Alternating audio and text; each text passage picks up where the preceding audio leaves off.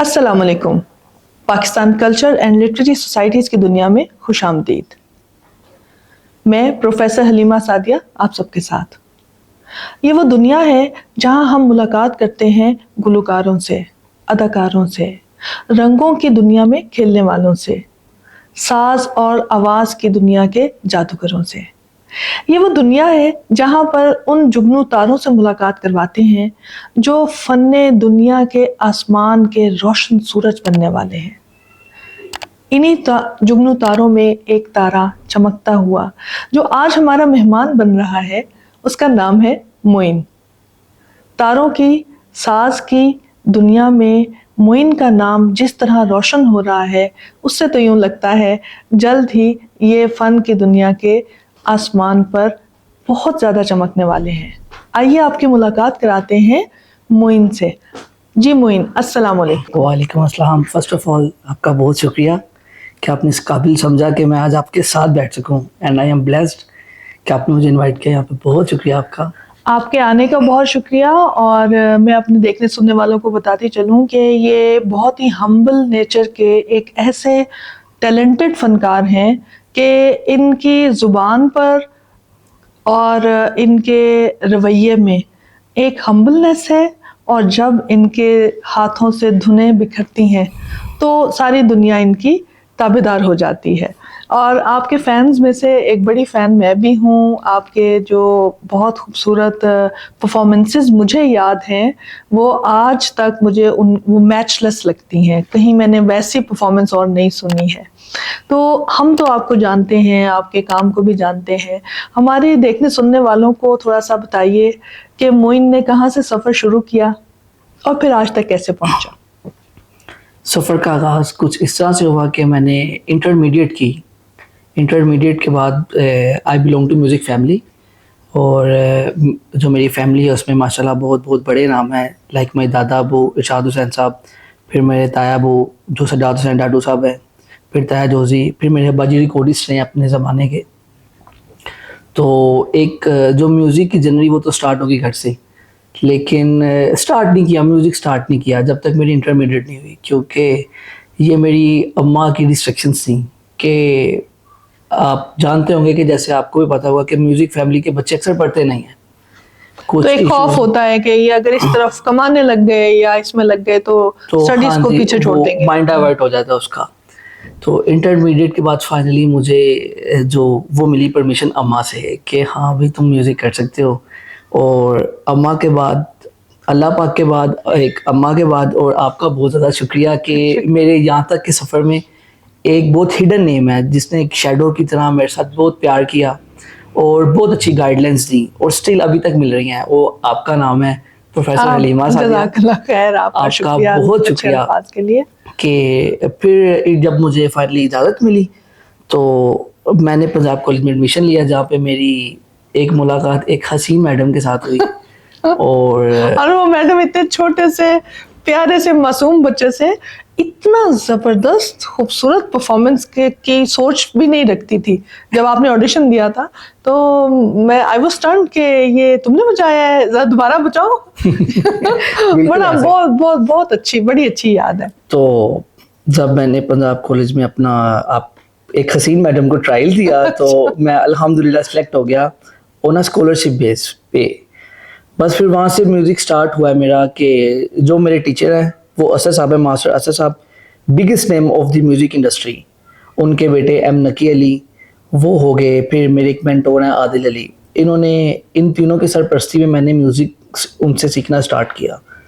और on the other hand अगर देखें तो पंजाब कॉलेज में डिफरेंट प्लेटफॉर्म्स पे मैंने प्ले किया, लाइक अलमराट कौंसल हो गया, फिर इसके अलावा जैसे होता यूसीपी टाकरा पंजाब यूनिवर्सिटी में ओपन एयर, और खुद कॉलेज में बहुत सारे इवेंट्स वो तो मुसलसल इवेंट्स। कॉलेज तो एक लाइक समझ लें कि एक सेकंड होम बन गया था।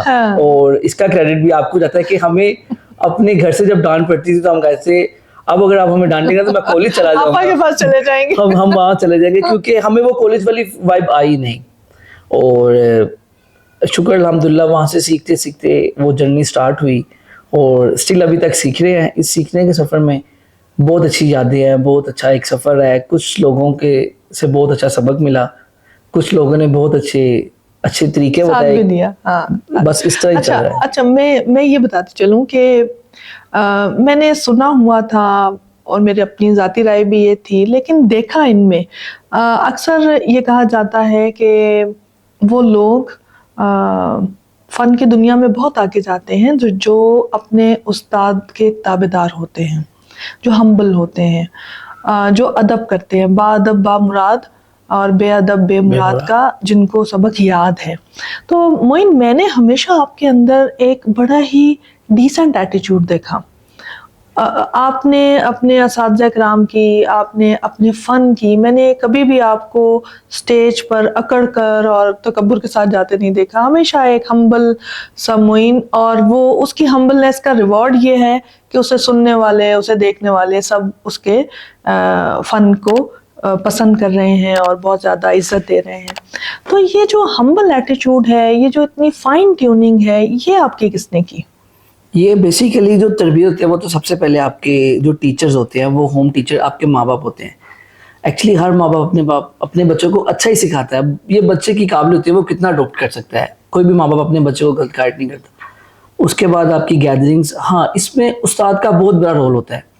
लाइक मुझे मेरे टीचर, जैसे मैंने बताया, उनकी बात याद है कि जब मेरा फर्स्ट डे था गिटार लेसन का, उन्होंने मुझे कहा कि बेटा प्रैक्टिस करेगा तो अच्छा आर्टिस्ट बन जाएगा, अच्छा म्यूजिशियन बन जाएगा, और जो करता है वो बन जाता है। हाँ, अच्छा इंसान जिस दिन बनेगा ना, उस दिन प्राउड फील करी।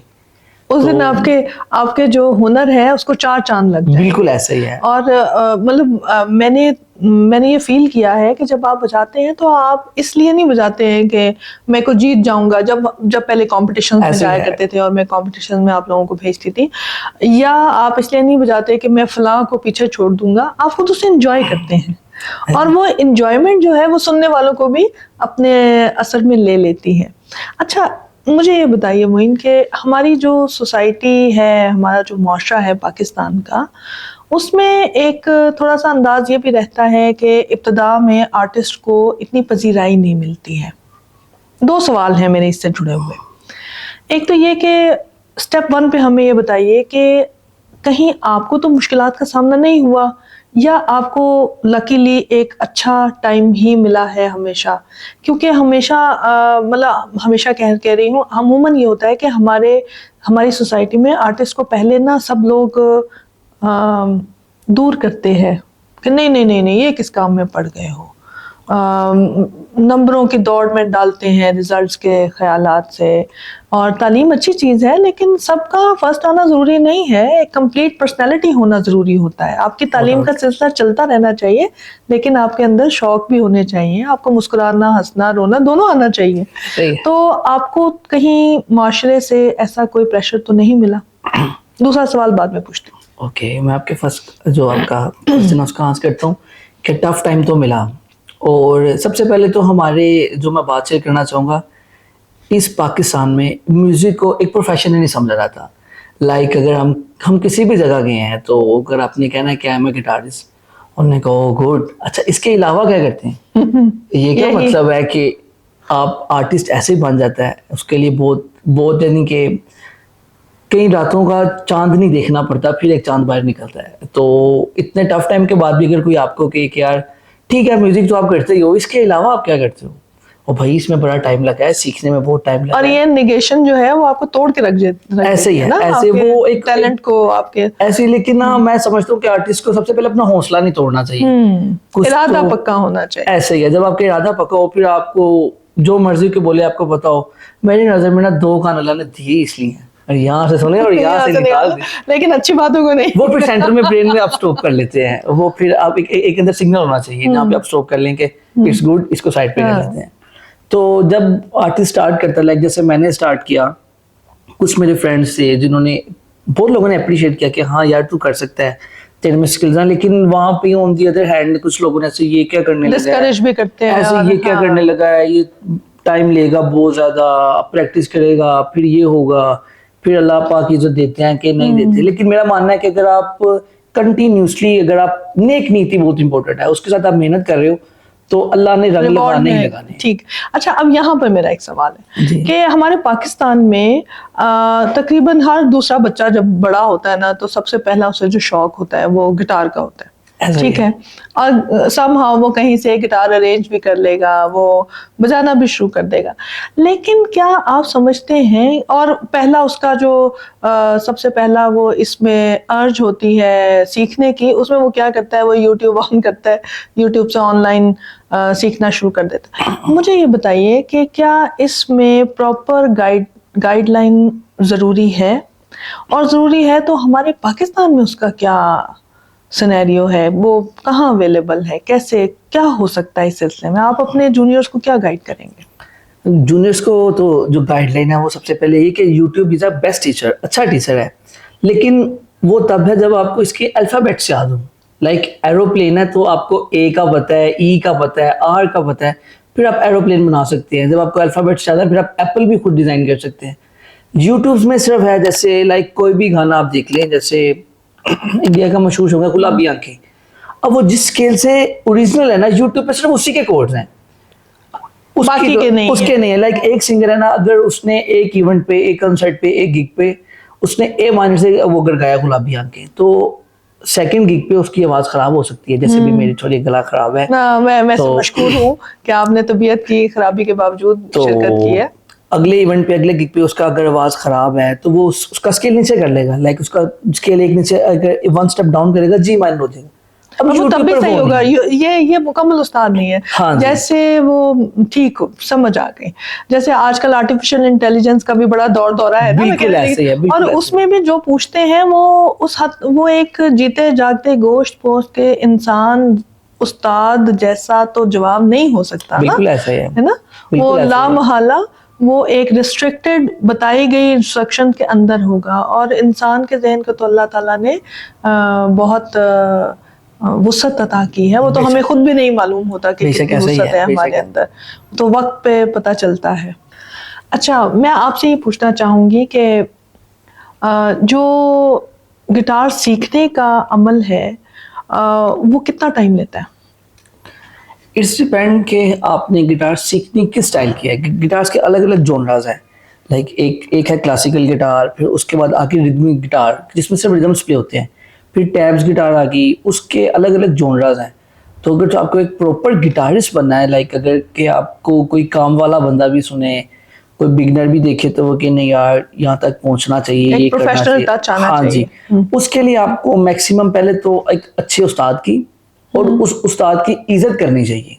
दो Then चीजें उसके हो बाद गई, दो और चीज़, टाइम कितना लगेगा? टाइम उसमें मैक्सिमम आपको 4 से 5 साल लगते हैं, जिसमें आप पॉलिश होते हैं कि हाँ भाई अब एक लाइन तैयार है कि वो बाहर निकलेगा हाथ तो अच्छा हो जाए। हाँ जी अल्हम्दुलिल्लाह वो उतने में ठीक हो जाता है। अच्छा, हमने बातें तो बहुत की, हमें कुछ सुनाए भी ना। मेरे कान तरस रहे हैं और मोइन की खूबसूरत खूबसूरत परफॉर्मेंसेस के लिए, और मुझे वो कॉन्सर्ट्स की ठंडी हवाएं याद आ रही व्हाई हैं, नॉट, व्हाई नॉट। जिनमें मोइन को हम देखते हैं कि वो अच्छा प्ले कर रहे हैं। वैसे मोइन, जहाँ जहाँ आपने प्ले किया उस इवेंट को 4 चांद लगे, ऐसे ही है। और आप आगे बढ़ गए, लेकिन अपनी गूंज छोड़ गए हैं, और Thank you सुनने so much. वाले अभी तक उस गूंज को महसूस करते हैं और खुश होते हैं। Thank तो you so हमें कुछ सुनाएं, हमारे देखने सुनने वाले भी इंजॉय करें। तो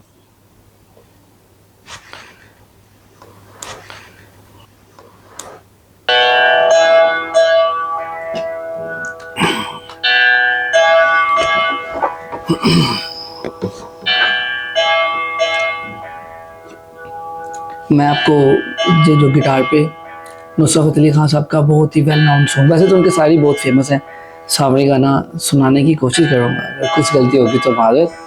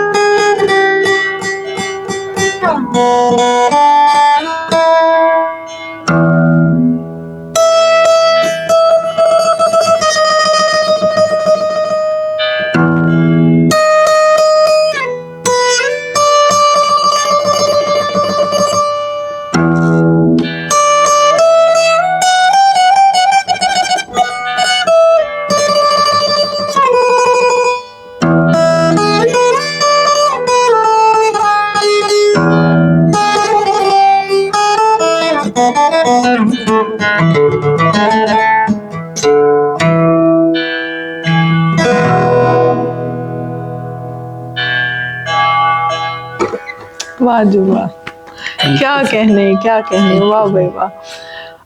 बहुत ही अच्छे, क्या कहने। अच्छा, हमें उड़ते उड़ते खबर मिली कि वो छोटे से मोइन जो इधर उधर पढ़ते हुए साथ में गाते बजाते खुशगवार जिंदगी गुजार रहे थे, अब उनकी मंगनी हो गई है और वो रिश्ता-ए-ज़वाज में आने वाले हैं जल्द ही, ऐसा है? शुक्र खबर पक्की है? अल्हम्दुलिल्लाह अच्छा, खबर अच्छा। पक्की है एंड अच्छा, आई माशाल्लाह। फील सो ब्लेस्ड कि माशाल्लाह। ये टाइम आया है। और वो तो मुझे आपके चेहरे की रोशनियों से वैसे थोड़ा अंदाजा, मैं मोइन से मिली तो मैंने कहा ये तो कुछ ज्यादा रोशन चेहरा है, वेरी नाइस। अच्छा, इसीलिए आज सुर भी ज्यादा अच्छे लग रहे हैं। और दिल के मौसम असर करते हैं परफॉर्मेंस पे। बहुत ज्यादा आपकी परफॉर्मेंस, आपके मूड, माइंड, आपके नेचर के साथ भी वो असर करते हैं। मौसमों का भी असर होता है, बिल्कुल ऐसा ही है, मंजर का भी असर बिल्कुल ऐसा ही है कि वो एक समा ऐसा बन जाए कि आपका परफॉर्म करने का दिल करे। अगर आप अंदर से सैड हैं फिर आपके सुर भी उदास उदास लगते हैं, लेकिन जैसे आप अंदर से खुश हैं तो फिर आपको मेरे अच्छा, नजर आई जाएगा। तो जनाब मुझे बताएं, आपकी जिंदगी का ये जो खूबसूरत चांद है, ये गिटार पे आप पे फरिश्ता हुआ है या माँ बाप लेके आए? नहीं ये आप आपके कैसे टैलेंट से मुतासिर हुई नहीं। या बस अम्मी अबू ने जहाँ चाहा? ये अम्मी अबू ने मुझे गिफ्ट दिया और अल्हम्दुलिल्लाह it's a so precious gift of my life. माशाल्लाह माशाल्लाह, आपको ऐसे ही खुश रखे आमीन, हमेशा। आमीन, आमीन। और अच्छा, आप जल्दी से बताएं, क्या आप अपनी आने वाली जो नस्ल है उसको गिटार सिखाएंगे? जरूर। और हाँ, अगर इजाजत उसमें देंगे? शौक हो तो। जबरदस्ती नहीं? जबरदस्ती नहीं है। लाइक जैसे कोई एक भी बच्चे ने फन- डॉक्टर नहीं बनना था तो उसके बाद कहते हैं हाँ, हमने हम डॉक्टर हैं बनाए, इसलिए हमने आप बनना है, डॉक्टर बनेंगे, वो नहीं इंजीनियर। सीखना। अच्छा, पहले देखना है कि उसने कौन सी साइड पे मूव ऑन करना है, क्योंकि जिस साइड जो पे उसकी उसने नेचर है। हाँ जी, अगर उस साइड पे उसको मैं हेल्प आउट करूंगा तो वो ज्यादा जल्दी अपनी मंजिल पे पहुंच जाएगा। बहुत खूब, बहुत खूब। और साइन आउट करने से पहले आप क्या आज का पैगाम देना चाहेंगे देखने सुनने वालों को? साइन आउट करने से पहले आज का जो मैसेज है वो ये है कि सबसे पहले आप थिंक पॉजिटिव रहें। आपको पॉजिटिव सोचना चाहिए। जब आप पॉजिटिव सोचेंगे तो पॉजिटिव होगा इंशाल्लाह। और अपने इर्द गिर्द लोगों का ख्याल रखें। उनको अगर किसी भी मुश्किल में आपको नजर आती है तो उनकी ज़रूर हेल्प आउट करें। और आपकी तरफ से जो पे ऑफ हो सकता है वो पे ऑफ ज़रूर करें ताकि अगले की ज़िंदगी आसान हो। और अपना भी ख्याल रखें, दूसरों का भी ख्याल रखें। जिएं और जीने दें। वाह जी वाह, बहुत ही खूबसूरत मैसेज है। इसी के साथ मोइन के साथ इतनी म्यूजिकल, इतनी स्वीट सी जो सिटिंग है, इसको नेक्स्ट किसी खूबसूरत मुलाकात तक के लिए पेंडिंग करते हैं। और आप सबसे मैं इजाज़त चाहूँगी, ऐसे ही किसी नए टैलेंट से मुलाकात करने के लिए जुड़े रहिए हमारी पॉडकास्ट से। नए शो में नए चेहरे, नए टैलेंट के साथ फिर से हाजिर होंगी। तब तक के लिए स्टे ट्यून्ड। अल्लाह हाफ़िज़।